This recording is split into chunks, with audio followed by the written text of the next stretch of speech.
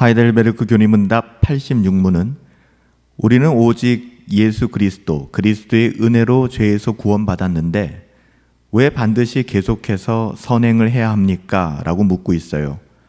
여기서 중요한 것은 선행은 구원의 조건이 아닌 구원의 열매라는 점입니다. 그리스도께서는 오직 십자가의 은혜로 우리를 구원하셨으며 그의 성령으로 우리를 거듭나게 하사 하나님의 형상을 닮아갈 수 있도록 구원의 길을 열어주셨죠. 이렇게 거듭난 우리는 감사함으로 하나님의 자녀다운 삶을 살아갈 수 있게 되었고 하나님께 영광을 돌려드릴 수 있게 된 것입니다. 이전에는 타락으로 말미암아 이것이 불가능했습니다. 우리는 죄인이기 때문에 감사함도 없고 하나님께 영광을 돌려드릴 수도 없었죠. 그렇게 전적으로 무능력했던 우리를 오직 하나님의 은혜로 구원하사 하나님의 자녀 삼아 주셨고 이로 말미암아 하나님의 자녀다운 삶을 살아갈 수 있게 되었으며 하나님께 영광을 돌려드릴 수 있게 된 것입니다. 이런 하나님의 자녀다운 삶, 이것을 선행이라고 이야기하는데요. 우리로 하여금 참된 믿음을 확인할 수 있게 만들어줍니다. 하나님의 자녀다운 삶, 그러니까 하나님의 자녀답게 이 땅을 살아가는 것을 성경은 선행이라고 하는데요. 이것은 구원의 조건이 아닌 열매가 된다는 것입니다.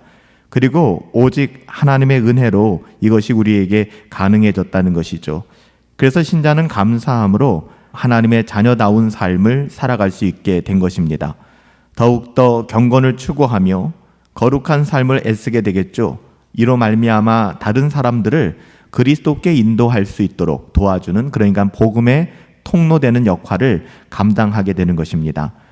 우리가 예수 그리스도의 은혜의 진리를 있는 그대로 전하는 것도 중요하지만 그 진리 안에서 삶을 살아갈 때 거듭난 신자의 삶, 하나님의 자녀다운 삶을 살아가기 시작할 때 다른 믿지 않는 사람들이 그리스도께로 돌아올 수 있는 통로가 된다는 것 우리는 너무나 잘 알고 있을 것입니다.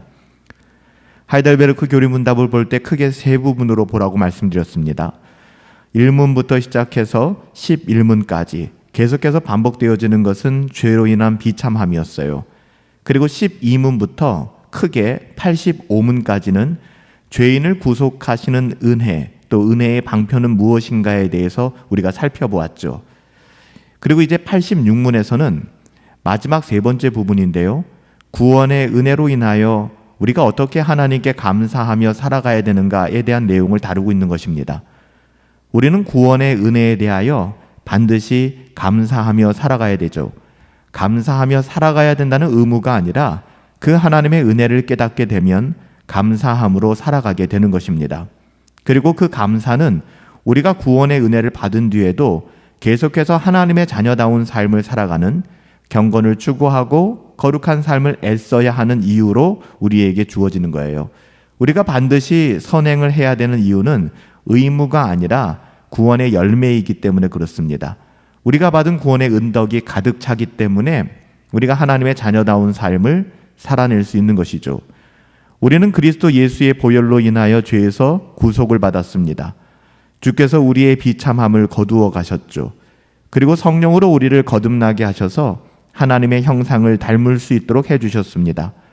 우리로 하여금 새 생명의 능력, 그 가운데 우리가 들어갈 수 있도록 하나님께서 은혜의 문을 열어주신 것입니다. 구원의 은혜를 받은 자, 거듭난 사람들, 중생한 사람들, 하나님의 자녀들은 반드시 하나님의 자녀답게 살아가게 되어 있습니다. 하이델베르크 교리문답서의 세 번째 부분은 바로 성화에 대한 부분들이에요.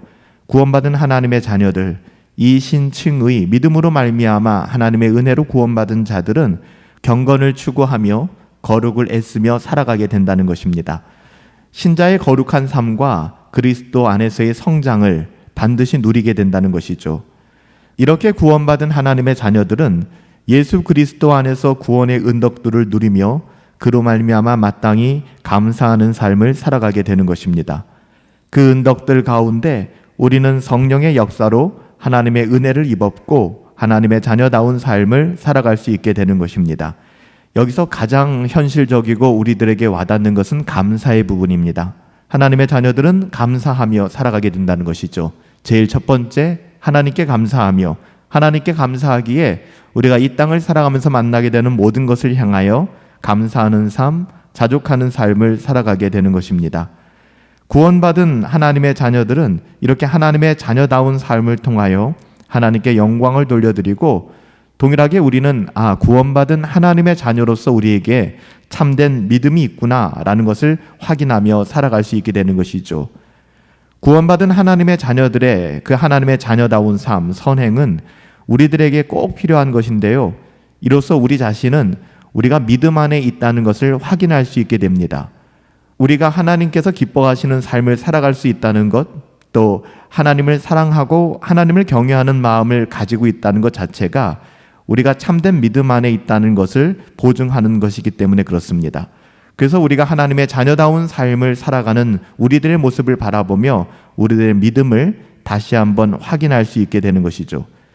진정한 믿음은 하나님의 자녀다운 삶, 선행 가운데 나오는 것입니다. 증명되어지는 것이죠. 좋은 나무가 좋은 열매를 맺으며 나쁜 나무가 못된 열매를 맺는 것은 너무나도 자연스러운 원리입니다. 따라서 나에게 믿음이 있고 내 스스로 그리스도인이라 믿는다면 우리는 하나님의 자녀다운 삶, 경건을 추구하며 거룩을 애쓰는 삶을 살아가야만 합니다. 만약 그렇지 않다면 우리는 위선자에 불과한 것이죠. 진정한 하나님의 자녀들은 특별히 하나님의 자녀다운 삶을 통하여 그의 믿음을 증거하고 증명하고 확인할 수 있게 되는 것입니다. 말과 혀가 아닌, 우리의 그 어떠함이 아닌 하나님의 자녀다운 삶, 계속 말씀드리는 것처럼 우리가 세상의 세속을 따라 살아가는 것이 아니라 경건을 추구하고 거룩한 삶을 애쓰는 삶이 하나님의 자녀됨을 가장 잘 증명해 주기 때문입니다. 이처럼 믿음의 열매로서 하나님의 자녀다운 삶은 우리에게 구원의 확신을 가져다 주는 것입니다. 우리가 거짓 믿음이 아니라 진정한 믿음 가운데 있다는 것을 확신시켜 주는 것이죠. 이러한 하나님의 자녀다운 삶 선행은 다른 사람들을 그리스도께로 인도하는 가장 강력한 수단이 되기도 합니다. 우리는 그리스도 안에서의 의와 거룩과 구속과 진리와 생명이 있다고 외칠 수 있으며 이러한 것들이 은혜로 주시는 선물임을 자랑하게 됩니다. 하지만 사람들은 그런 외침보다 우리가 그리스도 안에 있는 이러한 풍성함을 누리며 살아가는 것을 바라볼 때 오히려 더 복음에 끌리게 되고 하나님의 나라에 대하여 관심을 갖는 구도자의 삶을 살게 만드는 것이죠. 하나님께서 우리를 창조하신 목적은 인간으로 하여금 하나님을 찬양하기 위한 것입니다. 그러나 인간은 타락했고 그리스도께서는 이 창조의 목적을 회복시키셨습니다. 따라서 우리의 구원의 최종 목적, 구속의 최종 목적은 하나님을 영화롭게 하는 것이어야만 합니다. 하나님 앞에서 변화된 자로서 반드시 하나님의 자녀다움의 삶을 드러내야 되죠. 첫 번째 아담은 에덴 동산에서 실패하고 말았습니다. 마귀 사탄의 꾀임에 빠져서 하나님의 자녀다운 삶을 포기하고 말았죠. 하지만 그럴 자격도 없고 능력도 없는 우리를 우리 주 예수 그리스도의 은혜로 구원하사 이제는 하나님의 자녀다운 삶을 살아갈 수 있는 길을 열어주셨습니다. 우리는 오직 예수 그리스도의 은혜로 죄에서 구원받았습니다. 그렇지만 왜 반드시 하나님의 자녀다운 삶이 강조되어져야만 하는가에 대한 답은 바로 그거예요. 선행은 구원의 조건이 아닙니다. 구원의 자연스러운 열매예요. 오늘도 우리에게 주신 구원을 우리가 누리며 하나님의 자녀답게 이 땅을 살아갈 수 있는 그런 복된 인생 되기를 예수님의 이름으로 축복합니다.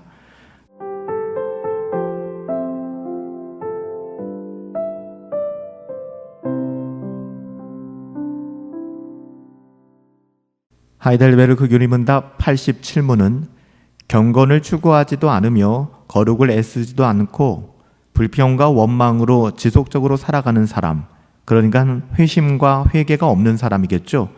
이런 사람들도 구원을 받을 수 있습니까? 라고 묻고 있습니다. 결코 구원을 받을 수 없습니다. 구원받지 못하죠. 이런 삶은 구원의 열매가 전혀 없기 때문에 그들의 구원을 확증하여 말할 수 없는 것입니다. 성경에서는 부정한 자, 우상 숭배자, 간음한 자, 도적질하는 자, 탐욕스러운 자, 술 취한 자, 중상모략하는 자, 강도짓 하는 자와 같은 사람들은 모두 다 하나님 나라를 유업으로 받을 수 없다라고 분명히 말씀하고 있습니다. 선행과 경건한 삶은 거듭남, 중생의 열매입니다. 그러니까 중생한 사람은, 하나님의 자녀들은 반드시 이러한 열매를 맺게 된다는 것이죠. 이것은 구원의 은혜에 대한 하나님께 감사하는 삶이기도 하며 구원을 가져다주는 진정한 믿음의 증거이기도 합니다. 따라서 믿음이 있다고는 하지만, 말로는 그렇게 이야기하지만 이러한 삶의 열매가 나타나지 않는 것은 자기 자신을 속이는 것이며 거짓말하는 자가 되는 것입니다. 경건하지 못한 삶을 살고 있다는 것은 육신의 열매의 증거입니다. 하나님께 감사하지 않는 것이며 더 나아가서는 불신앙의 증거, 불신앙의 표지가 되는 것이죠. 교회 안에 있으면서도 드러나게 되는 죄를 짓는 사람들이 있어요. 불결한 행동과 말로써 하나님의 계명을 어기는 사람들인데요, 부정한 자에 해당합니다. 우상 숭배적인 자들은 하나님보다 다른 것들을 더 사랑하는 사람들로서 돈이나 먹고 마시는 것, 세상에 썩어질 그 어떠함을 하나님보다 더 사랑하는 사람들이죠. 간음하는 사람들은 결혼의 서약을 어기고 침상을 더럽히는 사람들입니다. 도둑질하는 자들이란 다른 사람들의 소유를 은밀하게 취하는 그런 자들을 말합니다. 탐욕스러운 자들은 이 세상의 부를 쌓기 위하여 모든 생각과 행동을 거기에 집중하는 사람들이에요. 술 취하는 사람들이란 술을 과도하게 마시고 술에 취해서 독한 술을 탐닉하고 중독되어 있는 사람들을 말합니다. 중상모략하는 사람들이란 음모와 거짓으로서 남을 해하는 사람들이고, 강도들은 다른 사람들의 재산을 강제로 취하여 사용하는 사람들을 말합니다. 또한 남을 미워하는 것도 살인에 해당되죠. 이러한 죄들에 대하여 사도 바울은 하나님 나라의 유업을 얻지 못하는 자다, 그런 죄다라고 갈라디아서 5장 21절에 확언하여 말하고 있습니다. 또한 사도 요한은 둘째 사망에 해당하는 죄를 지은 자들이다 라고 말했는데요, 이러한 죄들 가운데 생활하는 사람들은 결코 구원이 있을 수 없다, 구원받은 하나님의 자녀들의 삶이 아니기에 구원을 증명할 수 없다 라고 이야기하는 것이죠. 우리는 선행으로 구원을 받는 것은 결코 아닙니다. 믿음으로 구원을 받죠. 그 믿음에는 반드시 순종하는 것이 동반되어지는 것이고, 이것은 선행으로 열매 맺게 되어져 있는 것입니다. 분리될 수 없는 것이죠.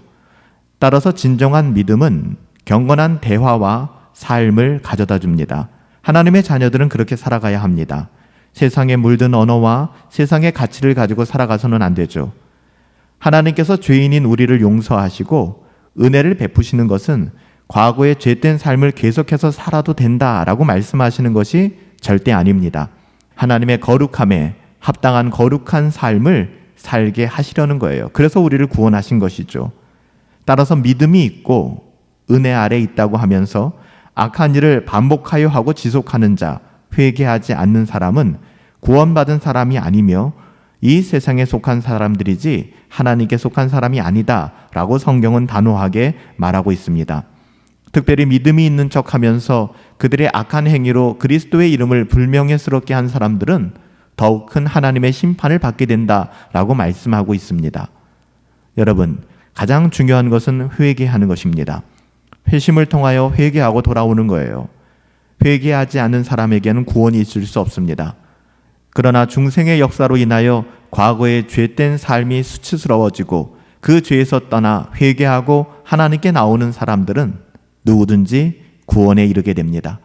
그리고 이들은 성령께 이끌려 중생의 역사를 경험하게 되고 경건을 추구하며 거룩한 삶을 살아가게 되는 것입니다. 따라서 누구든지 죄 가운데 있고 여전히 죄를 사랑하고 있으면서 입술로만 회개했다고 한다면 구원의 은혜가 그에게는 없는 것이죠. 성령의 중생의 역사가 그에게 일어나지 않은 것입니다. 따라서 중생의 역사가 자신에게 일어나는지의 여부를 스스로 점검하고 확인하는 것은 굉장히 중요한 일입니다. 성령의 역사로 자신의 죄를 보게 되고 죄의 심각성을 깨달아야만 합니다. 그리고 죄에서 떠나 하나님께로 돌아와야 하며 하나님을 섬겨야만 합니다. 이것이 경건을 추구하는 것이요, 거룩한 삶을 애쓰는 것이죠. 거룩함이 없이는 아무도 하나님을 볼 수가 없습니다. 이것은 오직 죄 없는 자가 구원을 받는다는 뜻은 아니에요. 신자들도 때로는 심각한 죄에 빠지기도 합니다. 다윗이 그랬던 것처럼. 신자들이 때로는 죄를 짓지만 죄 가운데 살지는 않죠. 죄를 방치시키고 죄 가운데 먹고 마시며 죄를 정당화하진 않습니다. 죄를 부끄러워하고 아파하죠. 하나님의 자녀들은 죄 가운데 계속해서 살아갈 수가 없어요.